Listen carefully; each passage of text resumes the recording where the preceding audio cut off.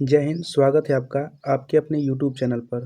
दोस्तों, इस वीडियो में हम सीडीपी के एक इम्पॉर्टेंट टॉपिक थार्नडाइक का सिद्धांत यानी थार्नडाइक प्रिंसिपल के बारे में हम लोग बात करेंगे। तो वीडियो शुरू करने से पहले मेरा रिक्वेस्ट है कि अभी तक आपने चैनल को सब्सक्राइब नहीं किया है तो प्लीज़ सब्सक्राइब कर दीजिए। थार्नडाइक प्रिंसिपल बेसिकली आपका सीटेट और यूपीटेट के एग्ज़ाम में पूछा जाता है। तो आइए शुरू करते हैं। थार्नडाइक का प्रिंसिपल थार्नडाइक नामक साइकोलॉजिस्ट ने दिया था। और थार्नडाइक ने क्या सिद्धांत दिया था? इनके सिद्धांत को कहा जाता है प्रयास एवं त्रुटि का सिद्धांत। क्या कहा जाता है? प्रयास एवं त्रुटि का सिद्धांत। दूसरी बात, ये कहाँ के मनोवैज्ञानिक थे? ये मनोवैज्ञानिक जो थे वो अमेरिकी मनोवैज्ञानिक थे। ठीक है, चलिए। उसके बाद इन्होंने एक काम और किया था, इन्होंने पशुओं पर शोध किया था, इसीलिए इनको पशु मनोवैज्ञानिक भी कहा जाता है। ओके। और प्रथम शैक्षिक मनोवैज्ञानिक भी कहा जाता है क्योंकि इन्होंने सबसे पहले अधिगम अधिगम यानी कि लर्निंग संबंधी नियम दिया था। ठीक है, चलिए आगे बढ़ते हैं। थार्नडाइक ने अपनी पुस्तक, इनकी पुस्तक का नाम ध्यान सुनिएगा, शिक्षा मनोविज्ञान। क्या है पुस्तक का नाम? शिक्षा मनोविज्ञान। इसमें इन्होंने सीखने के सिद्धांत का प्रतिपादन किया था। यहाँ पर देखिए, इन्होंने दो बुक लिखी थी, एक शिक्षा मनोविज्ञान, दूसरी एनिमल इंटेलिजेंस। अगर ये दोनों बुक पूछे किसने लिखा था तो आपका जवाब होगा थॉर्नडाइक ने लिखा था। प्रयास एवं त्रुटि का सिद्धांत, जिसको हमने अभी शुरुआत में बताया था कि प्रयास एवं त्रुटि के सिद्धांत को हम लोग कहते हैं Thorndike theory of learning, Thorndike का सीखने का सिद्धांत। थॉर्नडाइक के सिद्धांत के अन्य नाम भी हैं, ध्यान से देखिएगा क्या क्या नाम है इनके। पहला नाम है आपका प्रयत्न एवं भूल का सिद्धांत, दूसरा है प्रयास एवं त्रुटि का सिद्धांत, तीसरा है उद्दीपन एवं अनुक्रिया का सिद्धांत। उद्दीपन को हम लोग बोलते हैं अंग्रेजी में स्टिमुलस और अनुक्रिया को बोलते हैं रिस्पॉन्स। तो इस सिद्धांत को हम लोग बोलते हैं उद्दीपन अनुक्रिया सिद्धांत या SR थियरी भी अगर कहीं लिखा हो तो आप लोग समझ जाइएगा कि यह थार्नडाइक के सिद्धांत की बात हो रही है। अगला नाम है इसका संयोजनवाद का सिद्धांत, संबंधवाद का सिद्धांत, आवृत्ति का सिद्धांत। ये जितने भी नाम हैं इनको आपको याद रखना है। क्या क्या मैंने बताया, ध्यान से सुनिएगा शुरुआत से। पहला है प्रयत्न एवं भूल का सिद्धांत, प्रयास एवं त्रुटि का सिद्धांत, उद्दीपन एवं अनुक्रिया यानी कि स्टिमुलस रिस्पॉन्स थियरी, संयोजनवाद का सिद्धांत, संबंधवाद का सिद्धांत, आवृत्ति का सिद्धांत। अब जो थार्नडाइक का नियम है, इन्होंने थार्नडाइक ने दो नियम दिए थे। पहला है मुख्य नियम, मुख्य नियम में 3 बातें बताई गई हैं। दूसरा है गौड़ नियम, इसमें 5 बातें बताई गई हैं। तो चलिए सबसे पहले हम लोग मुख्य नियम को देखते हैं। मुख्य नियम में क्या क्या है?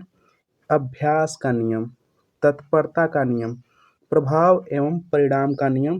प्रभाव एवं परिणाम दो हो सकते हैं, या तो पॉजिटिव हो सकता है या तो निगेटिव हो सकता है। फिर से सुन लीजिए, मुख्य नियम क्या क्या है? अभ्यास का नियम, तत्परता का नियम, प्रभाव एवं परिणाम का नियम। ये क्या क्या हो सकता है? निगेटिव और पॉजिटिव दोनों हो सकता है। अब हम लोग चलते हैं गौड़ नियम के बारे में बात करने के लिए। गौड़ नियम यानी कि सेकेंडरी। और गौड़ नियम हमने बताया था ये 5 होते हैं। पहला बहुप्रतिक्रिया का नियम, दूसरा मनोवृत्ति का नियम, तीसरा है आपका आंशिक क्रिया का नियम, चौथा है आत्मीकरण और पांचवा और लास्ट साहचर्य का नियम।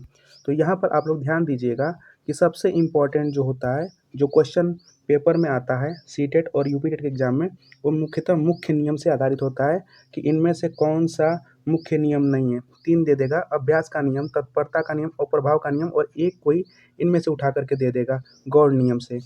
तो आपको लगाना है जो गौड़ नियम रहेगा उसको सही टिक। ओके, चलिए आगे बढ़ते हैं।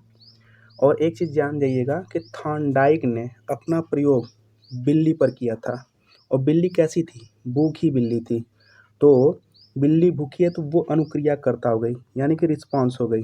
और बिल्ली का उद्दीपक यानी कि स्टिमुलस क्या है? बिल्ली के सामने मरी हुई मछली रखी गई है, तो बिल्ली को भूख लगेगी तो वो प्रयास करेगी लाने का और उसको खाने का। तो यहाँ पर मृत मछली को देख कर के बिल्ली के मन में जो बातें उठ रही हैं वो स्टिमुलस हैं। ओके, और अनुक्रियाकर्ता कौन है? रिस्पॉन्स कौन कर रहा है? तो ये बिल्ली कर रही है, इसीलिए इसका नाम रखा गया है स्टिमुलस रिस्पॉन्स थियरी। बात क्लियर हो गई? यहाँ पर ध्यान दीजिएगा, अनुक्रिया के द्वारा उद्दीपन को प्राप्त करने की क्रिया को प्राणी सीख जाता है तो अनुबंधन कहलाता है। अनुबंधन क्या कहलाता है? अनुक्रिया के द्वारा उद्दीपन को प्राप्त करने की क्रिया को अगर प्राणी सीख जाता है तो उसे अनुबंधन कहते हैं। तो हम ये थार्नडाइक प्रिंसिपल पढ़ते क्यों हैं कि बिल्ली है, मरी हुई भूखी है और मरी हुई मछली को देख करके उसके पाने की कोशिश कर रही है। तो इसका हमारे पढ़ाई से या हमारे बच्चों के एजुकेशन से क्या लेना देना है। तो आइए कक्षा में उपयोगिता क्या होती है इस प्रिंसिपल की, उस चीज़ को हम लोग समझने का प्रयास करते हैं। बच्चों को बार बार प्रयास करवाना चाहिए।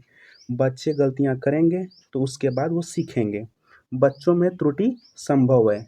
शुद्ध उच्चारण को बालक इसी सिद्धांत से सीखता है, बार बार प्रयास करने से। इसीलिए इसको प्रयत्न एवं त्रुटि का सिद्धांत भी कहते हैं। बच्चा धीमी गति से सीखता है और मंदबुद्धि बालकों के लिए ये ज़्यादा उपयोगी सिद्धांत है। कौन सा सिद्धांत? थॉर्नडाइक का प्रिंसिपल यानी कि थॉर्नडाइक का सिद्धांत। चलिए अब कुछ क्वेश्चंस हैं जिनको हम लोग डिस्कस करेंगे। पहला क्वेश्चन है, थॉर्नडाइक मनोवैज्ञानिक थे, कहाँ के थे? तो आप बता देंगे अमेरिका के।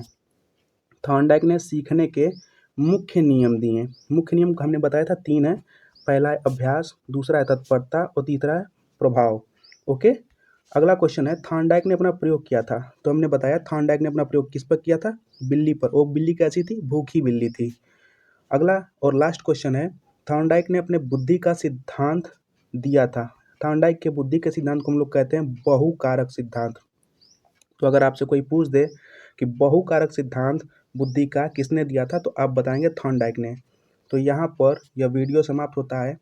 इस वीडियो के बारे में अगर आपको कुछ कहना है तो नीचे कमेंट सेक्शन में कह सकते हैं। इस वीडियो को देखने के लिए बहुत बहुत धन्यवाद।